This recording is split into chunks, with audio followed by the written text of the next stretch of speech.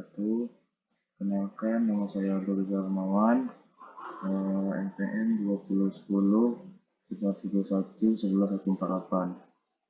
Nah, di sini saya akan menjelaskan beberapa teori ilmu negara, yaitu berdasarkan pemikiran pandangan Barat. Yang pertama yaitu teori asal mula pandangan Barat berdasarkan perjanjian masyarakat. Perjanjian masyarakat ini merupakan teori yang berdasarkan anggapan bahwa sebelum ada negara, manusia hidup sendiri-sendiri dan berpindah-pindah. Pada waktu itu, belum ada masyarakat dan peraturan yang mengaturnya, sehingga kekacauan mudah terjadi dimanapun, kapanpun. Tanpa peraturan, kehidupan manusia tidak berbeda dengan cara hidup binatang buas. Bagaimana dilukiskan oleh Thomas Hobbes, Homo homini lupus dan Bellum hominum contra omnes.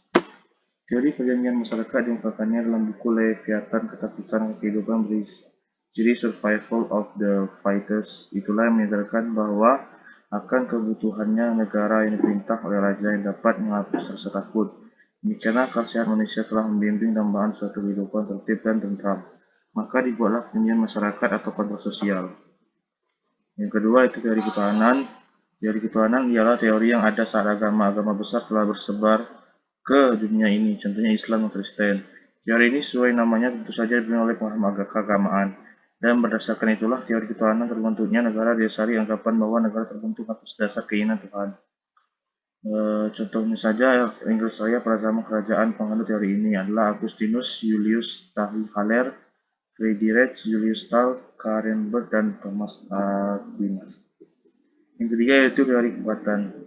Negara yang pertama adalah hasil rekomendasi yang kuat terhadap kelompok yang lemah. Negara terbentuk dengan melakukan pendudukan. Dengan melakukan pendudukan dari suatu kelompok etnis yang lebih kuat atas kelompok etnis yang lebih lemah. Dimulailah proses pembentukan negara. Pengarang teori ini adalah H.J. Lasky, L. de Guitt, Karl Marx, dan Oppenheimer de Colicos. Yang keempat yaitu teori patrimonial. Oleh karena raja mempunyai hak milik terhadap daerah, maka semua penduduk di daerahnya itu harus tunduk kepadanya. Negara-negara pada abad pertengahan di mana hak pemerintah menguasai timbul dari pemberian tanah. Jika perang sudah selesai dengan kemenangan si raja, maka sebagai tanda jasa para bangsawan yang ikut membela dan membuat hidupnya mendapat sebidang tanah sebagai hadiah. Pemberian tanah itu pada mereka dan mereka mendapatkan hak untuk memerintah terhadap semua yang ada di atas tanah itu. Yang kelima yaitu teori organis. Teori organis ini adalah teori yang kemudian menjelaskan tentang asal-usul perkembangan negara mengikuti asal-usul perkembangan individu. Individu berasal dari sebuah unitas yang disebut dengan sel, kemudian sel berkumpul membentuk jaringan dan jaringan membentuk organ. Sistem organ begitu seterusnya sampai individu. Teori ini dianggap sebagai teori tertua tentang negara karena ditarik oleh asumsi Plato yang mempersamakan individu dengan negara dan menarik persamaan antara fungsi-fungsi negara dan fungsi-fungsi individu, dan juga merujuk pada kondisi mula di mana masyarakat hidup dalam sistem primitif atau komunal. Di masa ini, hasil penyesuaian alat dan bahan-bahan lainnya terkesan simpel atau sederhana. Barang-barang yang dipakai merupakan produksi masyarakat itu sendiri dan rakyat pun bekerja secara gotong royong. Selanjutnya itu teori alamiah. Yang mengemukakan teori ini ialah Aristoteles. Menurutnya, negara adalah ciptaan alam. Manusia pertama adalah makhluk politik dan baru kemudian makhluk sosial. Maka manusia ditakdirkan untuk hidup bernegara. Negara adalah organisasi yang rasional dan etis yang memungkinkan manusia mencapai tujuannya dalam hidupnya untuk mencapai yang baik dan adil. Aristoteles melihat tujuan dari rasio deetik. Yang selanjutnya itu teori historis. Teori historis ini merupakan teori yang menyatakan bahwa lembaga-lembaga sosial tidak dibuat, tetapi tumbuh secara evolusioner sesuai dengan kebutuhan-kebutuhan manusia. Sebagai lembaga sosial yang diperuntukkan guna memenuhi kebutuhan manusia, maka lembaga-lembaga itu tidak luput dari pengaruh tempat, waktu, dan tuntutan zaman. Menurut teori ini, yang bersifat evolusi ini terjadinya negara adalah secara historis atau sosio, dari keluarga menjadi negara. Termasuk dalam teori ini yang bersifat evolusi ini antara lain teori hukum alam. Berdasarkan teori hukum alam ini, negara terjadi secara alamiah. Selanjutnya itu teori patriarka. Teori patriarka dalam teori patriarkal digambarkan bahwa ayahlah yang berkuasa dalam keluarga itu, dan garis keturunan ditarik dari pihak ayah. Keluarga berkembang baik dan terjadilah beberapa keluarga yang kesemuanya dipimpin oleh ayah dan keluarga induk. Kepala suku merupakan primer intus pares sampai saat dibentuk semacam pemerintahan yang desentralisasi. Negara adalah perkelompokan beberapa suku. Baiklah, itulah beberapa teori asal mula negara berdasarkan pemikiran pandangan Barat. Selanjutnya yaitu teori asal mula negara berdasarkan pandangan pemikir Islam. Yang pertama yaitu menurut Ibnu Rabi. Setelah lahir sebuah kota atau negara, maka timbul masalah tentang siapa pengelola negara itu atau yang memimpinnya. Mengurus segala permasalahan rakyatnya, hal ini disebabkan karena tidak ada suatu negara berdiri tanpa penguasa, pemimpin atau pengelola yang melindungi warga-warganya dari gangguan dan bahaya yang timbul di antara mereka sendiri atau yang datang dari luar. Sebagaimana pemikiran Plato, Ibnu Arabi yang juga berpendapat bahwa seorang penguasa atau pemimpin tersebut haruslah seorang yang termulia di negara atau kota itu. Karena seseorang yang akan mempengaruhi orang lain haruslah orang yang berkuasa dan dianggap mulia sebagai grand fundamental of norm. Dari sekian banyak bentuk pemerintahan, Ibnu Abi Rabi memilih monarki atau sistem atau kerajaan di bawah pimpinan seorang raja atau penguasa tunggal sebagai bentuk yang terbaik.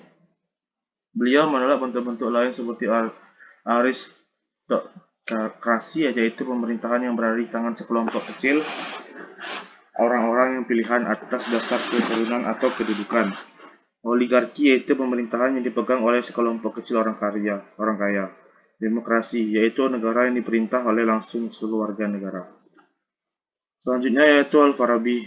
Menurut Al-Farabi memulai pemikiran politiknya tak kalah menyinggung asal-usul dan kemunculan negara atau kota.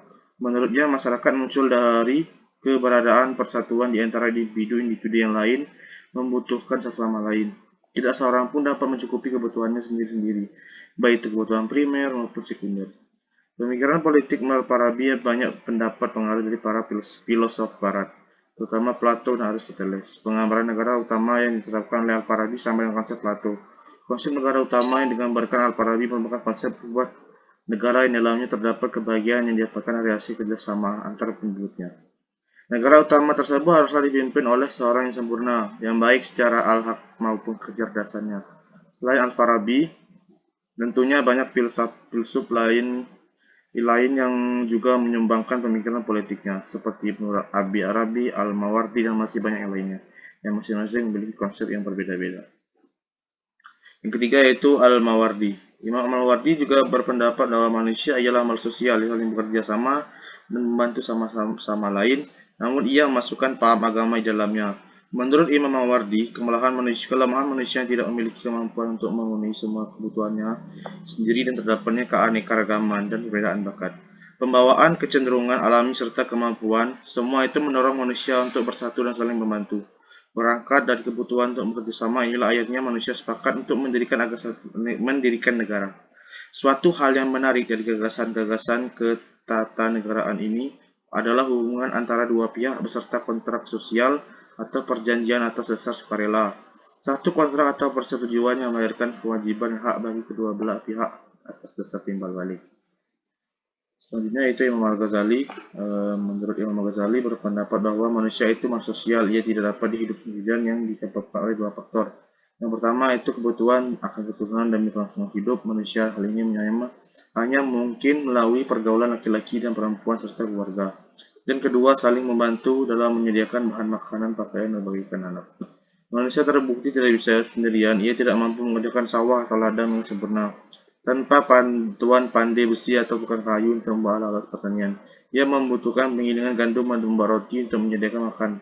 Ia membutuhkan tukang tenun dan penjahit untuk pengadaan pakaian. Demi kesehatan dan keamanannya, dia memerlukan tempat tinggal atau rumah yang kokoh dan kuat untuk melindunginya dari udara panas dan udara dingin, hujan yang membuat orang-orang jahat atau pencuri dan serangan dari luar. Untuk itu semua diperlukan kerjasama dan saling membantu sama manusia. Dari sinilah muncul teori asal mula timbulnya negara. Selanjutnya itu Ibnu Khaldun. Ibnu Khaldun membahas tuntas terkait negara beserta hingga tetap memilih kepala negara yang ideal. Inti pemikirannya adalah konsep politik atau negara yang mewujudkan tatanan negara yang bernuansa religius yang menjamin keselamatan umat manusia. Perlunya negara bagi manusia menurut Ibnu Khaldun dilatar belakangi oleh dua faktor, yaitu pertama, menjamin rakyat untuk hidup berdampingan tentram serta bersama-sama berusaha melengkapi dan dalam rangka menciptakan berbagai kebudayaan untuk mempertahankan kehidupannya. Kedua, mempertahankan diri dan komunitasnya dari serangan pihak luar. Untuk mewujudkan hal tersebut, kepala negara berperan penting terhadap segala hal yang menjadi tanggung jawabnya. Menurutnya, negara harus memiliki ashabiah yang kuat, yaitu sebuah solidaritas dukungan rakyat terhadap pemerintah. Arena semakin besar dukungan rakyat, maka tak akan semakin kuat suatu negara. Baiklah, itulah beberapa teori menurut pandangan pemikiran Islam dan juga Barat. Sekian dari saya. Wassalamualaikum warahmatullahi wabarakatuh.